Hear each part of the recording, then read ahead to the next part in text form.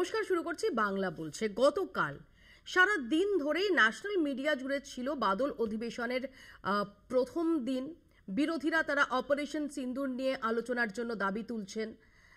রাজ্যের সংবাদ মাধ্যম জুড়ে ছিল 21শে জুলাই, সেখানে মমতা বন্দ্যোপাধ্যায় কি বার্তা দিচ্ছেন, অভিষেক বন্দ্যোপাধ্যায় কি বলছেন। একই দিনে শুভেন্দু অধিকারীর নেতৃত্বে উত্তরকন্যা অভিযান বিজেপির যুব মোর্চার, সেখানেই বা কি চলছে। এই সমস্ত কিছুর পর যখন সন্ধ্যের পর মনে হলো যে একটা খুব হ্যাপেনিং দিন সেটা শেষ হওয়ার মুখে চলেছে, ঠিক সেই সময় সোশ্যাল মিডিয়ায় পত্রবোমা।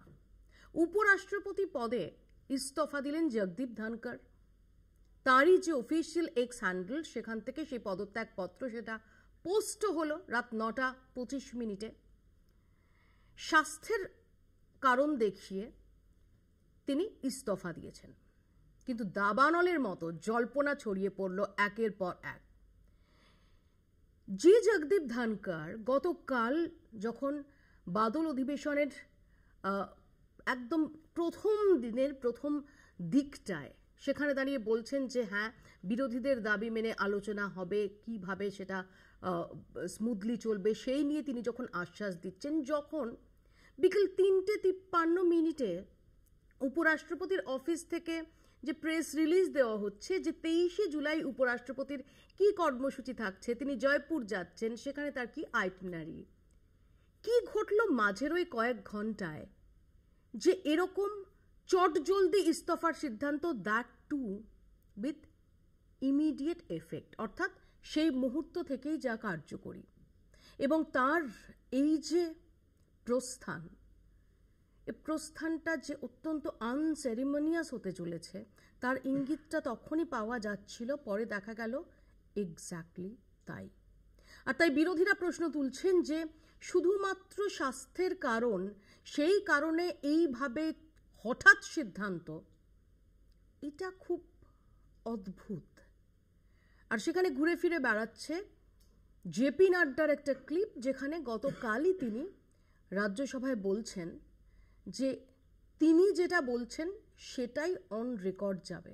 তাহলে কি কোথাও বিজেপির সঙ্গে কোনো বিষয় নিয়ে জগদীপ ধনকরের দূরত্ব তৈরি হচ্ছিল?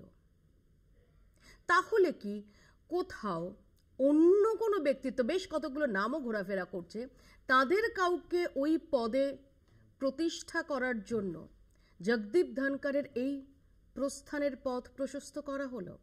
এই সমস্ত জল্পনা ঘুরছে। জগদীপ ধনকর এই মুহূর্তে একটা ধাঁধার নাম, আর সেই ধাঁধার শিকড়ে পৌঁছানোর চেষ্টা করব আমরা আজকে এই 1 ঘন্টায়। আমাদের সঙ্গে যারা উপস্থিত রয়েছেন তাদের সঙ্গে আলোচনা করব এবং দেখব যে এই জগদীপ ধনকর ধাঁধার কোনো সূত্র মেলে কিনা।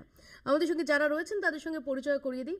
তৃণমূল কংগ্রেসের পক্ষ থেকে রয়েছেন কৃষাণু মিত্র, বিজেপির পক্ষ থেকে অঙ্কন দত্ত, কংগ্রেসের পক্ষ থেকে অশোক ভট্টাচার্য, সিপিআইএম এর পক্ষ থেকে চয়ন ভট্টাচার্য, এবং রয়েছেন আমাদের মুখ্য রাজনৈতিক বিশ্লেষক সাংবাদিক জয়ন্ত ঘোষাল। আমি সবাইকে স্বাগত জানাই। আমি শুরুতে একবার দেখাই আপনাদের টাইম লাইনটা, একটু দেখাই কেন এত ধোঁয়াশার জায়গা, কেন সাদা চোখে ধরে নেওয়া যাচ্ছে না যে স্বাস্থ্যের কারণেই জগদীপ ধনকর তিনি ইস্তফা দিলেন। দেখুন,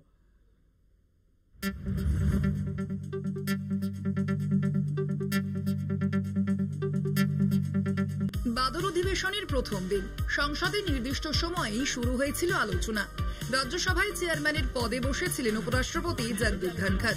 শুরু থেকেই উত্তপ্ত হয়ে উঠেছিল অধিবেশন। বিরোধীরা দাবি করেছিলেন অপারেশন সিঁদুর নিয়ে আলোচনার। সেই সময় বিরোধীদের কথা শোনার আশ্বাসও দিয়েছিলেন রাজ্যসভার chairman.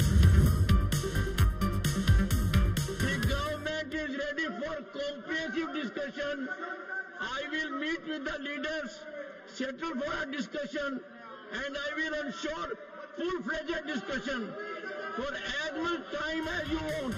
Operation Sindoor ke sari তখনও বোঝা যাচ্ছিল না দিনের শেষে কি হতে চলেছে। এর 1 মিনিট আগেই অবশ্য বিচারপতি বর্মার বিরুদ্ধে মোশন প্রসিডিংস নিয়ে কথা ওঠে। রাজ্যসভার দলনেতা তথা বিজেপি সভাপতি জেপি নাড্ডা তখন বলেন, আমি যা বলবো তা ছাড়া আর কোনো কিছু রেকর্ড হবে না। गुस्सा मत करो भैया, अरे गुस्सा मत करो. Nothing will go on record. Whatever I'll say, that will go on record. You should know. এরপর দুপুর 12:30 নাগাদ বিজনেস অ্যাডভাইজারি কমিটির প্রথম বৈঠক বসে। সেখানে নানা দলের অনেক সাংসদই হাজির ছিলেন জেপি নাড্ডা ও কিরেন রিজিজু। সেখানে সিদ্ধান্ত হয় বিকেল 4:30টার সময় আবার বৈঠক হবে। এর মধ্যেই একটি প্রেস রিলিজ জারি হয়, যেখান থেকে জানা যায় 23শে জুলাই জয়পুর যাচ্ছেন উপরাষ্ট্রপতি জগদীপ ধনখড়। অর্থাৎ প্রায় 4টের সময়ও ধনখড়ের শারীরিক অবস্থা খারাপের কোনো খবর ছিল না। এরপর বিকেল 4:30 ফের বসে বিজনেস অ্যাডভাইজারি কমিটির বর্ধিত মিটিং, কিন্তু সেখানে গড়হাজির ছিলেন নাড্ডা ও রিজিজু। সূত্রের খবর ওই দুজনকে দেখতে না পেয়ে রেগে যান ধনখড়। রাত 9:25 নাগাদ আচমকাই উপরাষ্ট্রপতির এক্স হ্যান্ডেলে ভেসে ওঠে তিনি স্বাস্থ্যের কারণে পদত্যাগ করেছেন, ইস্তফা পত্র দিয়েছেন রাষ্ট্রপতিকে। তাঁর এই ইস্তফা ঘিরেই দেশ জুড়ে জল্পনা তৈরি হয়, কারণ স্বাস্থ্যের কারণে এই পদত্যাগ হলে আগেই তার ইঙ্গিত মিলত। কিন্তু দিনভর সেরকম কিছু চোখে পড়েনি বলে দাবি করেছেন বিরোধী দলের নেতারা। এছাড়া কিছুদিন আগেই 10ই জুলাই একটি অনুষ্ঠানে তিনি জানিয়েছিলেন ডিভাইন ইন্টারভেনশন ছাড়া নির্দিষ্ট সময়ে অর্থাৎ 2027 সালের অগস্টেই তিনি অবসর নেবেন। I will retire at the right time. August 2027. তার একের পর এক মন্তব্য থেকেই স্পষ্ট হয়ে যায় আগাম অবসরের ভাবনা তার ছিল না। কিন্তু কি এমন হলো যে স্বাস্থ্যের কারণ দেখিয়ে ইস্তফা পাঠিয়ে দিলেন তিনি? সূত্রের খবর, সংসদের মধ্যেই সন্ধেবেলা গুরুত্বপূর্ণ বৈঠক হয় প্রধানমন্ত্রীর ঘরে। তারপরই ফোন যায় ধনখড়ের কাছে। এখন প্রশ্ন, সেই ফোনেই কি অবিলম্বে ইস্তফা দিতে বলা হয়েছিল ধনখড়কে? সবকিছুই রহস্যে মোড়া।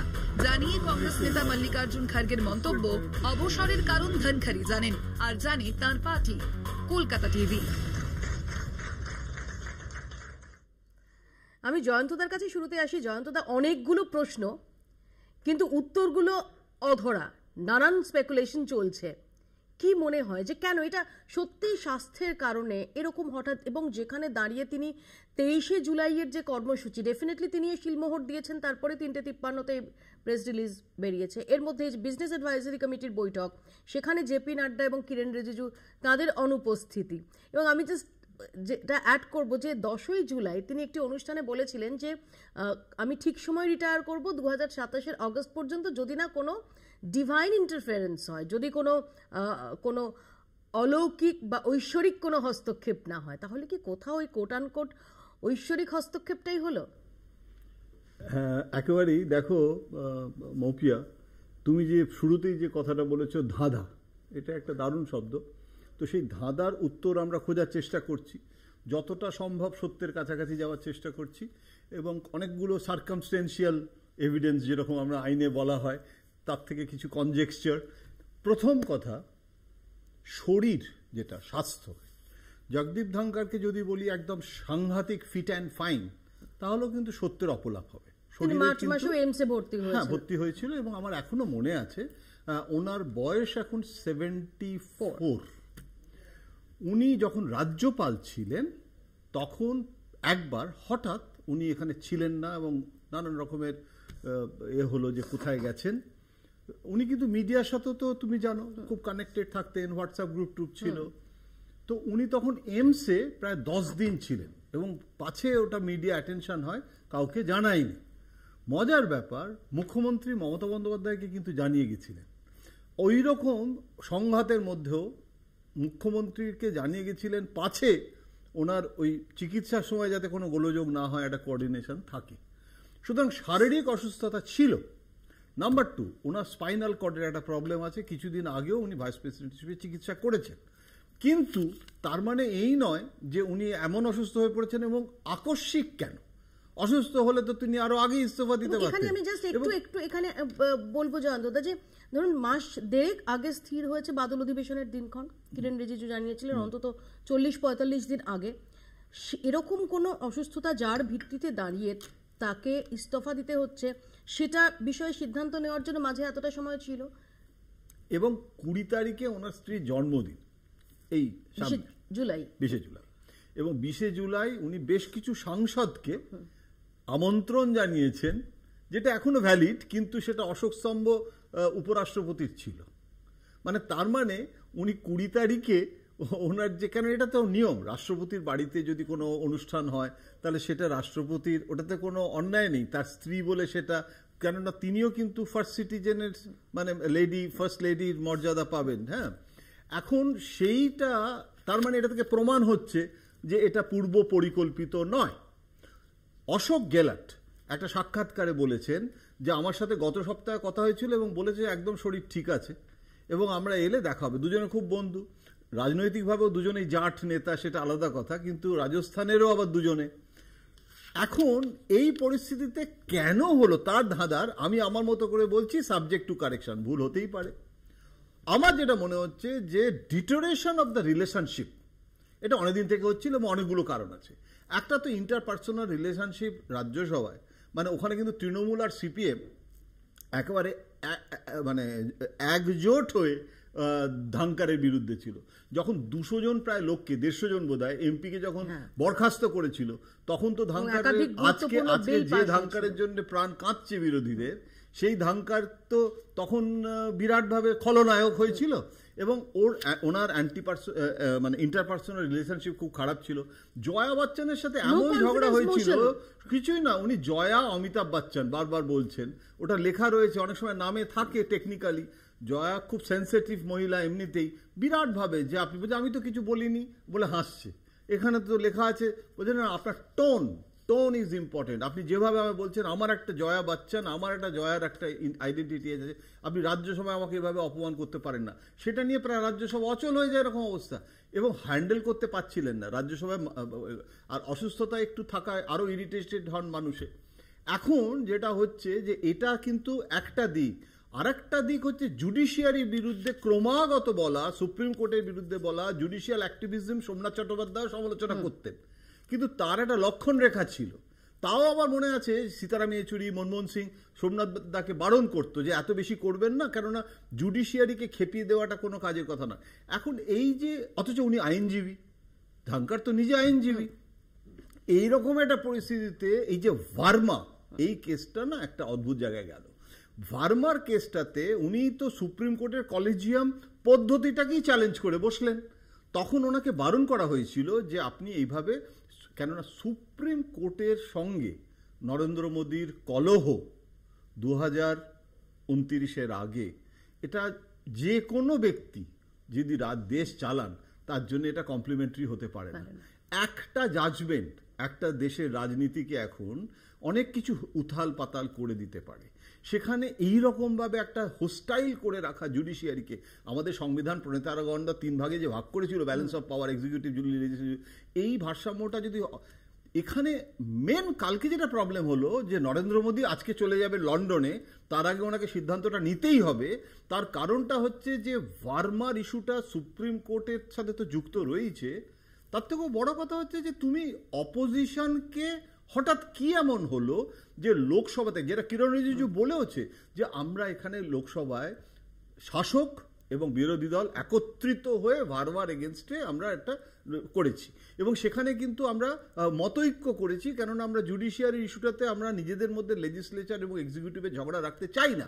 তাহলে এখানে হঠাৎ রাজ্যসভায় 63 জনের সই, যে সইটা নিয়েও এখন বিতর্ক হচ্ছে, সেই সইটা নিয়ে প্রিয়াঙ্কা গান্ধী খুব অ্যাক্টিভ হন, ধাঙ্কার উপর কিছুটা প্রেশারও দেন, কিন্তু ধাঙ্কার প্রথমেই সকাল সকাল সেটাতে রাজি হয়ে যাওয়াটা এবং বিজনেস অ্যাডভাইজারি কমিটির মিটিং ডাকা, এইটা খুব অদ্ভুত লেগেছে। আমি আসবো এখানে, এটাকে মাফ করতে পারেনি।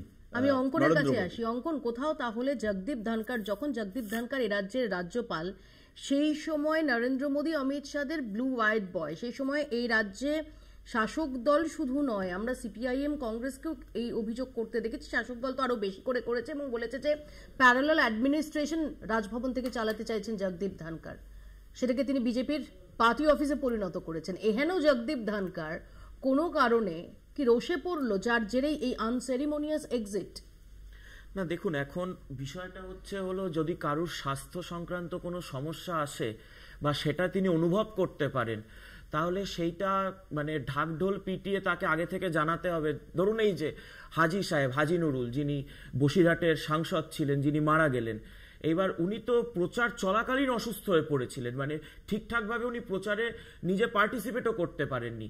কিন্তু সেইটা নিয়ে তারপরে আমরা দেখলাম যে প্রথম শপথ গ্রহণের সময় উনি শপথ নিতে পারলেন না, তারপর এই মনসুন সেশনের সময় গত বছর নিলেন এবং তারপর কয়েকদিনের মাথায় ওনাকে আমরা হারিয়ে ফেললাম। কিন্তু এইটার জন্য কি এটার সাথে ছোকে কোষে হিসেব করে যে না এখানের সাথে অসুস্থতা আছে এরকম করে কি কিছু আঁকা গেছে? আঁকা তো যায়নি। অঙ্কন 3:53 থেকে রাত 9:25, এই 5 ঘন্টা টাইমটা খুব ইম্পর্টেন্ট। আপনি অন্তত এই 5 ঘন্টার মধ্যে জগদীপ ধনকর, আমরা সবাই তার দীর্ঘায়ু কামনা করি, তার সুস্থ শরীর কামনা করি, অন্তত এই 5 ঘন্টার মধ্যে স্বস্তির কথা যে তার কোনো মেজর মেডিকেল প্রবলেমের কথা জানা যায়নি। আচ্ছা, আমি আপনাকে বলছি, সুদীপ বন্দ্যোপাধ্যায় ঘোরতর অসুস্থ কে ঘোষণা করেছিলেন? কুণাল ঘোষ ঘোষণা করেছিলেন। তার স্ত্রী যিনি তার বাড়িতে রয়েছেন, নয়না বন্দ্যোপাধ্যায় বিধায়িকা, তিনি বলেছিলেন না সুদীপ বাবু সুস্থ আছেন। কুণাল বাবু আবার রিপিট করে বলেছিলেন নয়না বৌদির কাছে খবর নেই, আমার কাছে জেনুইন খবর আছে, সুদীপ দা ঘোরতর অসুস্থ। অসুস্থ হলে কি হাসপাতালে ভর্তি হবে বা ঢাকঢোল পিটিয়ে মিডিয়াকে জানানো প্রয়োজন? তো সেইটাই তো, আপনি যদি অসুস্থ বোধ করেন সেইটা তার ব্যক্তিগত জায়গা থেকে, তিনি দীর্ঘদিন, আপনিও বললেন, জয়ন্তবাবু বললেন যে সেই জায়গা থেকে আপনি বলছেন একটা কথা, আমি কালকে সারাদিনের ঘটনাক্রম যদি এটা পূর্ব পরিকল্পিত হয় তার কিছু ইন্ডিকেশন থাকে। পূর্ব পরিকল্পিত আমি বলছি যে যেদিন আপনি বললেন যে কালকে উনি একটা নোটিফিকেশন বেরিয়েছে উনি কোনো একটা জায়গায় ইয়েতে যাবেন, 23 জুলাই জয়পুর যাওয়ার কথা ছিল। একদম ঠিকই, যখন 15 জুলাই 2022 ওনার নমিনেশন হচ্ছে উপরাষ্ট্রপতি পদে, সেই সময় উনি 17 জুলাই রাজ্যপাল হিসেবে বীরভূম যাত্রার কথা ঘোষণা করছেন, ওনার রাজ্যপালের দপ্তর থেকে হচ্ছে। তো তার মানে আগে সবকিছুর মধ্যে আপনাকে প্ল্যান দেখতে হবে, সবকিছুর মধ্যে ষড়যন্ত্র দেখতে হবে। একজন মানুষ বলেছেন যে তিনি তার শারীরিক অসুস্থতার জন্যই সিদ্ধান্ত নিয়েছেন, সেইটাকে সহজভাবে গ্রহণ করা। আমি আসবো সহজভাবে গ্রহণ করা যায় কিনা, এটা এই প্রশ্নেই আসবে। আমি কৃষাণুর কাছে যাওয়ার আগে শুধু দেখাবো যে আজকে মুখ্যমন্ত্রী যখন নবান্নে প্রেস কনফারেন্স করছিলেন তখন তাকে এই নিয়ে প্রশ্ন করা হয়, তিনি কি বলেন একটু শোনাবো। I don't have any comments about it because let us see the things, let us watch. He is wealthy man, he is a healthy man. I think his health is absolutely okay. অর্থাৎ স্বাস্থ্যের যে প্রসঙ্গ, স্বাস্থ্যের কারণ দেখিয়ে যে resignation, সেটা সম্পর্কে যে সংশয়ের অবকাশ রয়েছে মন্তব্য করতে রাজি না হলেও মমতা বন্দ্যোপাধ্যায়ের বক্তব্যে এর ইঙ্গিতটা স্পষ্ট। কি জানো না, যেটা নেত্রী বলে দিয়েছেন এর অতিরিক্ত মানে আমাদের সত্যি আর কিছু বলার তো নেই। কিন্তু মানে যা এতক্ষণ আলোচনা হলো বা যা এইসব পড়ছি সোশ্যাল মিডিয়াতে, কয়েকটা জিনিস খুব ইন্টারেস্টিং। আমার সিম্পল প্রশ্ন তোমার কাছে, এখানে যখন 2019-এর জুলাই থেকে 2022-এর জুলাই পর্যন্ত বছর 3 রাজ্যপালের পদে জগদীপ ধনকর ছিলেন, সেই সময় প্রায়শই তিনি বলতেন তিনি হার্ট হচ্ছেন, তিনি অপমানিত হচ্ছেন, তার হার্ট ইজ ব্লিডিং।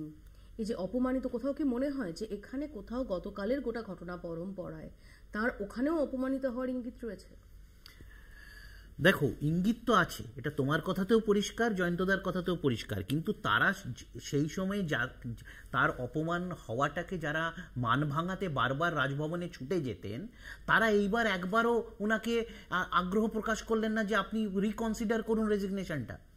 মানে এটাও তো তাৎপর্যপূর্ণ। জয়রাম রমেশের তুমি যদি টুইটটা পড়ো, যেটা হিন্দিতে করেছে, সেখানে কাকুতি মিনতি প্র্যাকটিক্যালি যে মানে প্রধানমন্ত্রীকে ভাবা উচিত, কিন্তু এইখানে থাকতে গিয়ে যখন উনি তথাকথিতভাবে অপমানিত হতেন, তারা যারা ওনার মানভঞ্জন করতে বারবার রাজভবন ছুটে যেতেন আর আমাদেরকে গালমন্দন করতেন মিডিয়ার সামনে, তাদেরকে তো একবার একটা বক্তব্য দিতে শুনলাম না যে আপনি দয়া করে যাবেন না, ছাড়বেন না, পদত্যাগ করবেন না। এবং শরীর খারাপ হতেই পারে, আমি এর মধ্যে অঙ্কনের সাথে খুব একটা মতবিরোধ নেই, শরীর খারাপ হতেই পারে।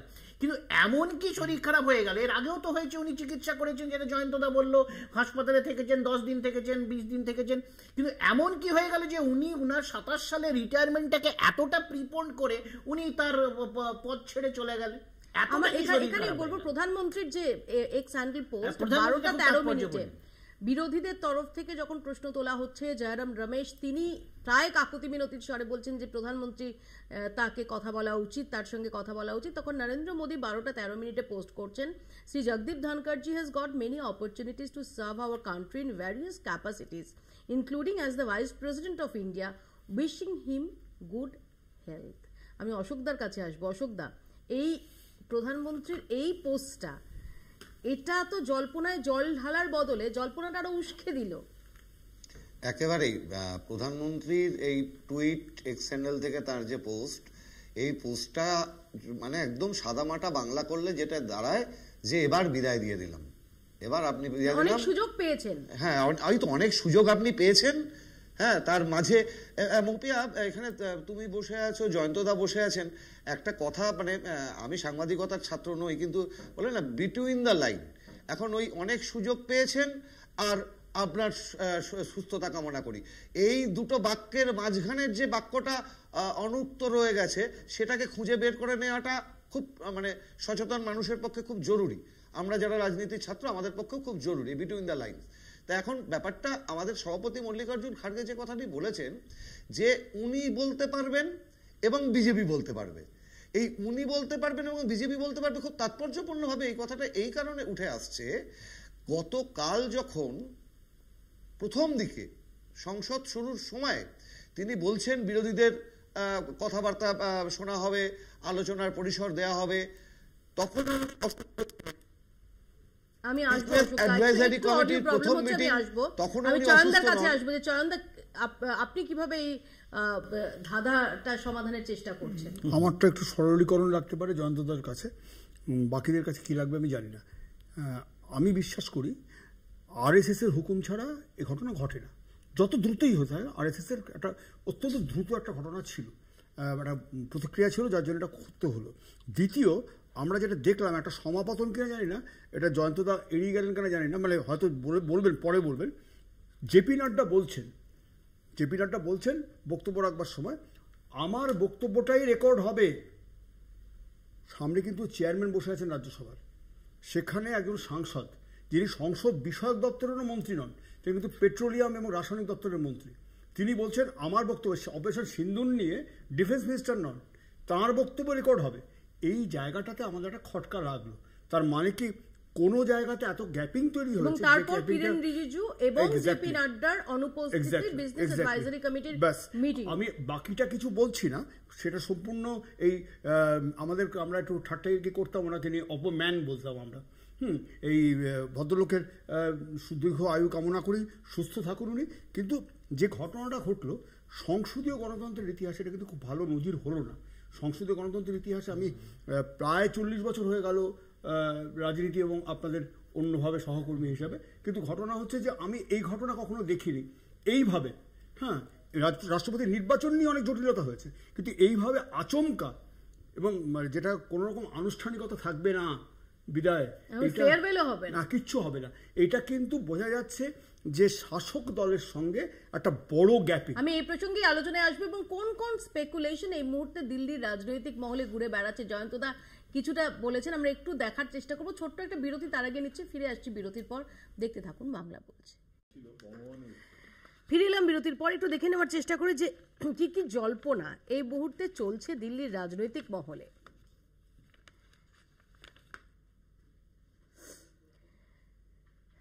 তিন বছরের মাথায় কেন আচমকা পদত্যাগ জগদীপ ধনখড়ের? 2022 সালের 6 অগস্ট উপরাষ্ট্রপতি হন তিনি, মেয়াদ ছিল 2027 সালের অগস্ট পর্যন্ত। এর কারণ হিসেবে নানান তত্ত্ব সামনে আসছে। জল্পনা 1, অন্য কাউকে উপরাষ্ট্রপতি পদে চাইছে বিজেপি। এ ব্যাপারে নাম উঠে আসছে বিহারের মুখ্যমন্ত্রী নীতিশ কুমার, বিজেপি সভাপতি জেপি নাড্ডা, এমনকি উত্তরপ্রদেশের মুখ্যমন্ত্রী যোগী আদিত্যনাথ বা কংগ্রেস নেতা শশী থারুরেরও। 2 নম্বর জল্পনায় চোখ রাখে বিচার বিভাগের সঙ্গে ধনখড়ের সংঘাত। একাধিকবার প্রকাশ্যে বিচার বিভাগের সমালোচনা করেছেন জগদীপ ধনখড়, এতে অস্বস্তিতে পড়েছিল কেন্দ্র, যেটা একটু আগে জয়ন্তদাও বলছিলেন। সেই কারণেই কি বিজেপির রোষের মুখে পড়েছেন?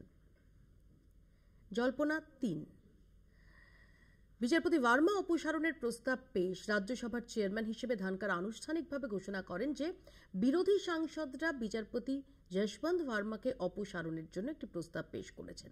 এতে সরকার অত্যন্ত বিরক্ত হয় বলে জানা গেছে। এবং এরই মধ্যে শিবসেনা নেতা সঞ্জয় রাউত তিনি এই জল্পনার নতুন ঘৃতাহুতি দিয়েছেন।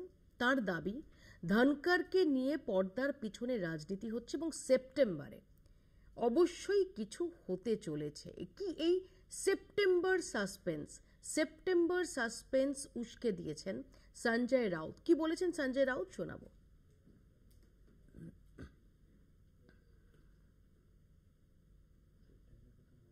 देखिए, मुझे इस बारे में मैं अभी कोई बात नहीं कर सकता हूं, लेकिन पर्दे के पीछे कुछ हो रहा है, बड़ी राजनीति हो रही है दिल्ली में। राष्ट्रीय राजनीति में पर्दे के पीछे कुछ ऐसी बातें हो रही है, जल्दी सामने आ जाएगी। उपराष्ट्रपति जी का जो इस्तीफा है वो कोई साधारण घटना नहीं है, मैं मानता हूं।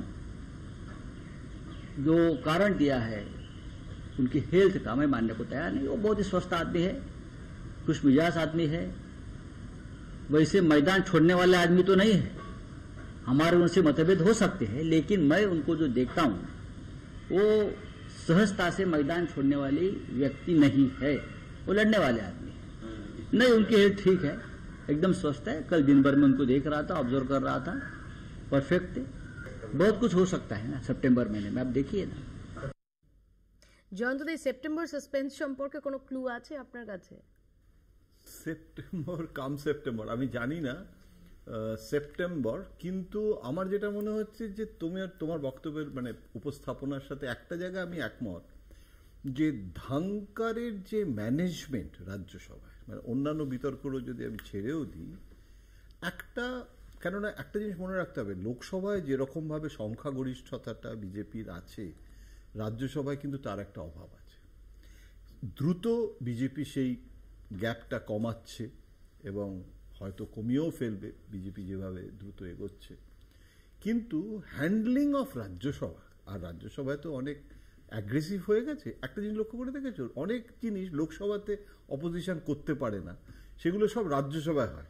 এবং রাজ্যসভায় বহু বিল, যে কারণে সরকার সবসময় রাজ্যসভাটা নিয়েও কিন্তু ভাবে যে লোকসভাটাতে আগে পাশ করিয়ে দেওয়া। রাজ্যসভায় অনেক সময় অপোজিশন আবার আগে বিলটাকে রাজ্যসভায় প্লেস করতে বলে তারপরে লোকসভায় যাবে। টেকনিক্যালি সেটাও সম্ভব।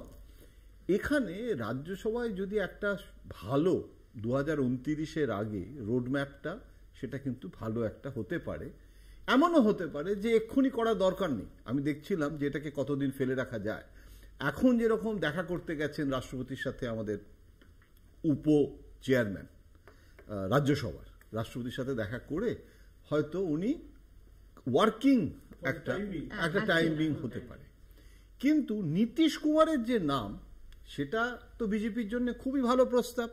কেননা বিজেপি যদি ওখানে ক্ষমতায় আসে, সেখানে নীতিশ কুমারের জায়গায় বিজেপির নিজস্ব মুখ্যমন্ত্রী করার একটা বিজেপির তো আছেই পরিকল্পনা।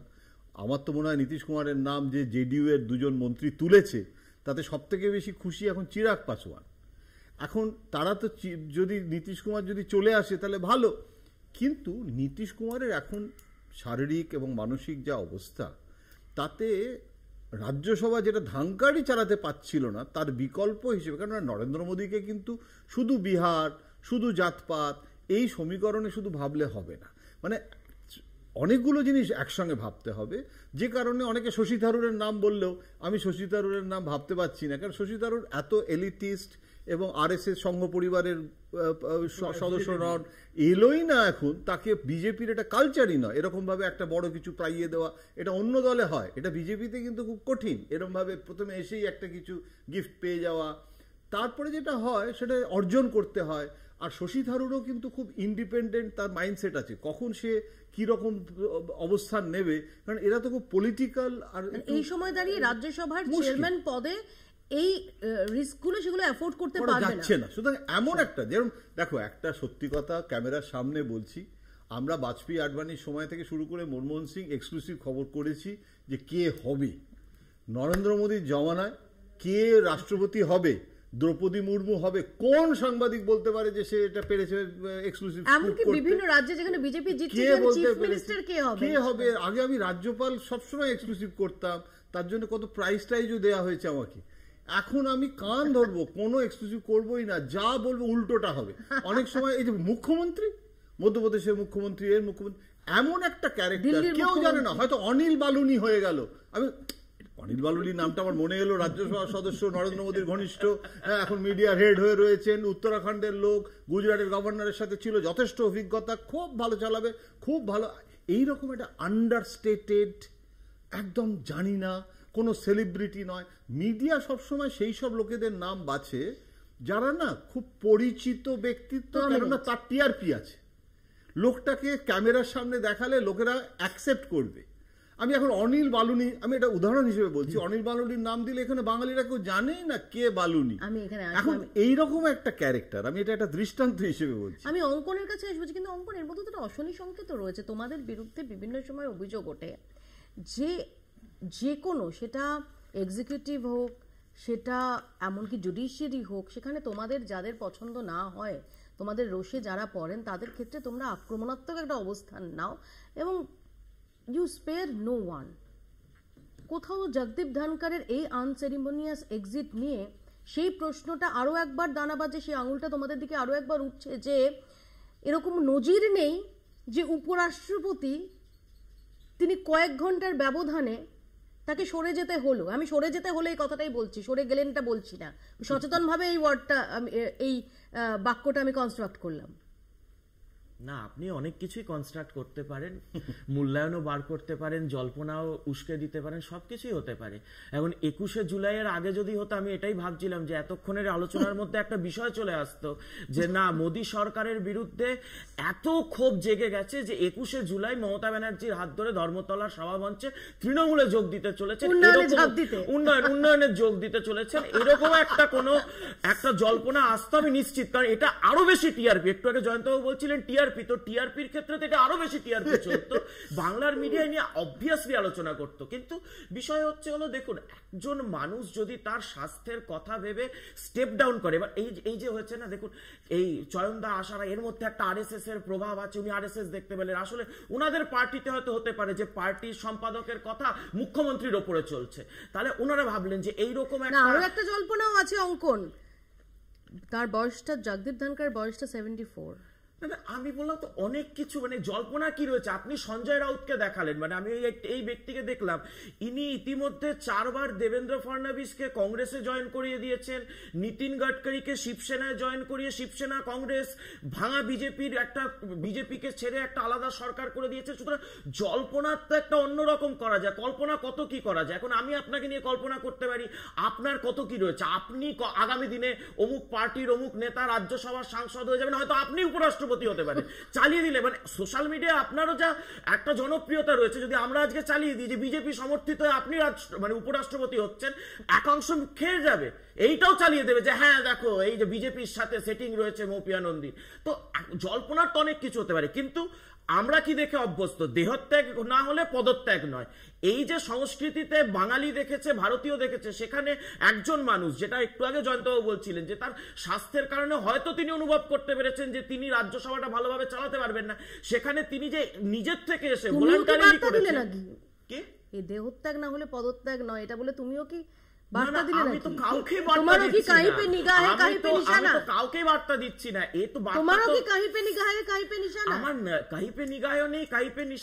আমাদের তো আর কোনো কিছু নয়, আমাদের একটা নির্দিষ্ট সময়, নির্দিষ্ট নিয়ম নীতি নিষ্ঠা মেনে দেখবেন আমাদের মধ্যে থেকে মানুষ এইভাবেই সরে যায়। ওই বসে রয়েছি সেপ্টেম্বর এটাই তো সেপ্টেম্বর সাসপেন্স। কি সেপ্টেম্বরে নরেন্দ্র মোদীর 75 বছর বয়স হচ্ছে না, এটাও তো আবার আপনাদের, দেখুন এটা আবার একটা সুন্দর, এটা একটা সুন্দর আপনাদের একটা গল্প রয়েছে। আপনি বলুন তো, লালকৃষ্ণ আডবাণী শেষ যখন 2014 সালের লোকসভা নির্বাচনে প্রতিদ্বন্দ্বিতা করছেন, তখন কিন্তু তার 84 বছরের ওপর বয়স। অটল বিহারী বাজপেয়ী কখন প্রধানমন্ত্রী হয়েছেন? অঙ্কন তখন এটা ছিল না, তখন বয়সসীমাটা ছিল না। তুমি কখন বয়সসীমা? তখন বয়সসীমাটা ছিল না। বিভিন্ন দলের নেতারা বিভিন্ন মতামত। অভিষেক ব্যানার্জি তো বলেছেন 60 বছরের উপরে কাউকে রাজনীতি করতে নেই। মমতা ব্যানার্জি স্টেপ ডাউন করে গেছেন নাকি? আজ মমতা ব্যানার্জি রাজ্যের মুখ্যমন্ত্রী নেই, অভিষেক ব্যানার্জি তো বলেছেন রাজনীতিতেই থাকা উচিত নয়। তো সুতরাং সবাই সবার মতামত রাখবেন, কিন্তু পরিষ্কার কথা হচ্ছে উনি সুস্থ থাকুন, ভালো থাকুন, আমরা এটাই চাইছি। এবং আমরা সবাই যারা বলেছেন, এখন একটাই লাইন আমি বলবো, উনি একটা কথা বলেছিলেন, আমি কৃষক পরিবারের ছেলে, ভারতবর্ষের কৃষকের কণ্ঠকে কোনো শক্তি অবদমিত করতে পারে না। তাই কৃষকের সন্তানের যদি তিনি স্বাস্থ্যের কারণ দেখে তিনি স্টেপ ডাউন করেছেন, সেটাকে মেনে নেওয়া উচিত। তার উপর প্রেশার হয়েছে, এই হয়েছে, এই বলে তাকে যারা বিরোধীরা এতদিন অপমান করত, এখনো যেভাবে অপমান করছে, এটার থেকে বিরত থাকা উচিত। অশোক দা, হচ্ছে যে মোহন ভাগবত একদম 70+ কোটাটাকে বেঁধে দেওয়ার পরে অভিষেক ব্যানার্জির কথা মমতা ব্যানার্জি কতটা মানবেন না মানবেন সেটা রাজনৈতিক বিতর্কের বিষয় হতে পারে, কিন্তু আরএসএস এর নাগপুর থেকে বলে দেওয়া একটা কথা বিজেপির সবাই মানতে বাধ্য, এটা নিয়ে বিতর্কের কোনো জায়গা নেই। এখন একটা কথা চালু আছে যে মহাজনগত সপন্থা, মানে মহাজনগত সপন্থা, তাহলে সুতরাং যে পথ দেখিয়ে দিলেন ধনকর সাহেব আজকে, সেই পথ কি পরবর্তী সময়ে নরেন্দ্র মোদী বা অন্য কেউ অনুসরণ করবেন কি করবেন না, এটাও আমি এখানে একটা প্রশ্ন রয়েছে অশোক দা। যদিও এই থিওরিও ঘুরছে, এই জল্পনাও ঘুরছে, কিন্তু যদি সেটাই কারণ হতো তাহলে তিনি বাদল অধিবেশনের আগেও করতে পারতেন বা বাদল অধিবেশন শেষ হওয়ার পরেও করতে পারতেন। এরকম ভাবে বাদল অধিবেশনের প্রথম দিন এবং বাকিটা কিভাবে বিরোধীরা তাদের বক্তব্য বলার সুযোগ পাবে, সেটা কিভাবে এনশিওর হবে, এই আশ্বাস দিয়ে জয়পুর যাওয়ার কর্মসূচি ঘোষণা করে কয়েক ঘন্টার মধ্যে ডিসিশনটা না নিলেও চলতো। তাই সেক্ষেত্রে যদি এটাই কারণ হতো,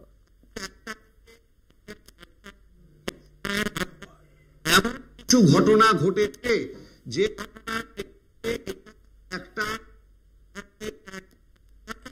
অশোকদা আমি একটু মার্জনা চেয়ে নিচ্ছি। অশোকদা, কোনো কারণে টেকনিক্যাল প্রবলেম হচ্ছে এবং আপনার কথা স্পষ্টভাবে শোনা যাচ্ছে না। আমি আসবো আপনার কাছে। আমি একটু কৃষাণুর কাছে যাওয়ার আগে একটু এর মধ্যে খুব ইন্টারেস্টিং একটা বক্তব্য রেখেছেন রেণুকা চৌধুরীর বক্তব্য একটু শোনাবো।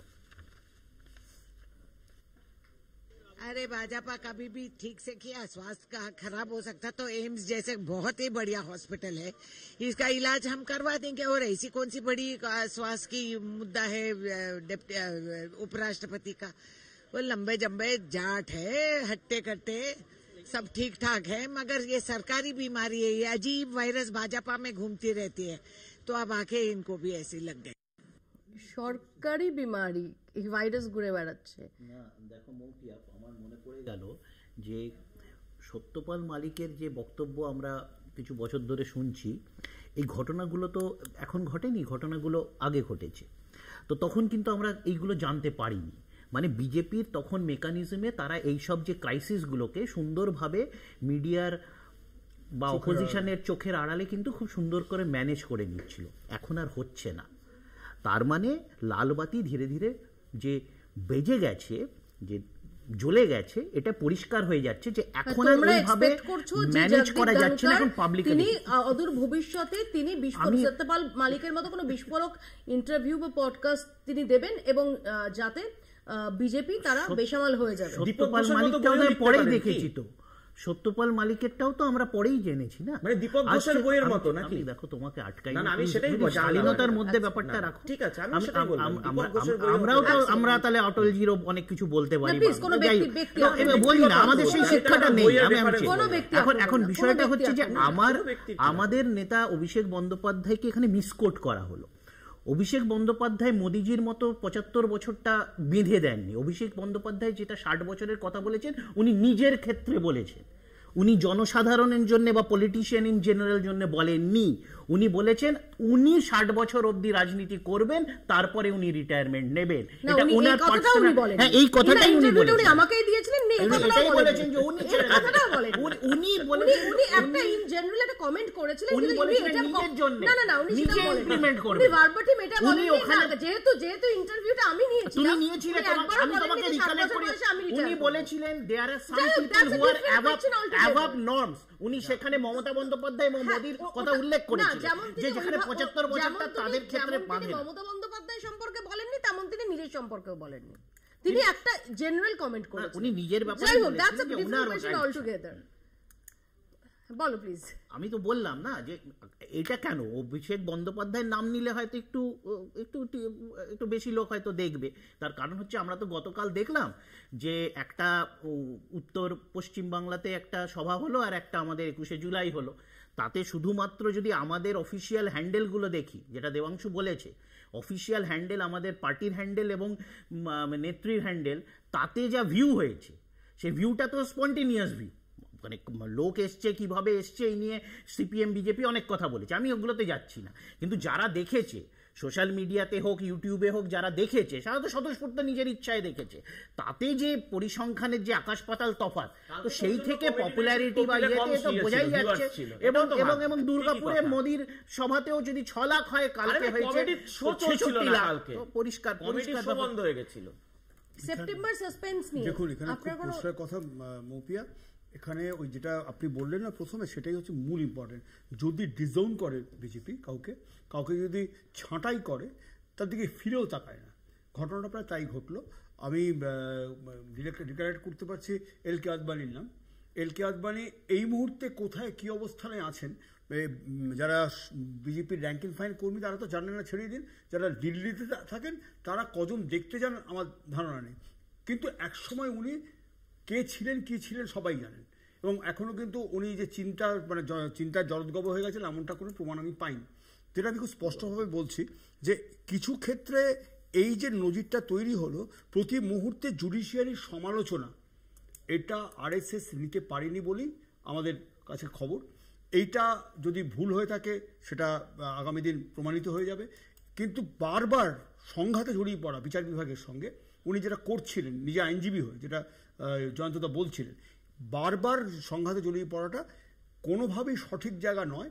এবং যেটার কারণে অস্বস্তি বাড়ছিল সরকারের, এবং যেটা বলা উচিত যে মিসহ্যান্ডলিং অফ রাজ্যসভা, এটা কিন্তু হায়ার ইয়েতে উচ্চকক্ষের পক্ষে এটা ভালো বিজ্ঞাপন যাচ্ছিল না। এবং প্রত্যেকবারই উনি একমাত্র সম্ভবত ওই পদে থাকা মানুষ যিনি আরএসএস নামটা 2-3 বার পরপর ক্যাম্পেনিংয়ের মতো করে উনি প্রেস কনফারেন্স এবং সভায় বলেছেন, যেটা খুব অস্বস্তিকর হয়ে দাঁড়ানোর কথা যে কোনো ধর্মনিরপেক্ষ রাষ্ট্রের পক্ষে।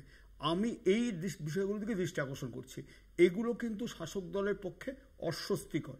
কারণ নীতি যাই হোক, ধর্মনিরপেক্ষ রাষ্ট্রের সংবিধানের শপথ নিয়ে তারা আমার সেটাই কথা হচ্ছে হলো, এতগুলো কথা বললেন, উনি কি মিল খুঁজে পাচ্ছেন কোনো মতে যে যেভাবে কেরল লবির জন্য প্রেসারে এসে ডিজাউন করেছিল সিপিএম এই সোমনাথ বাবুকে, উনি কি সেইটা ভাবছেন?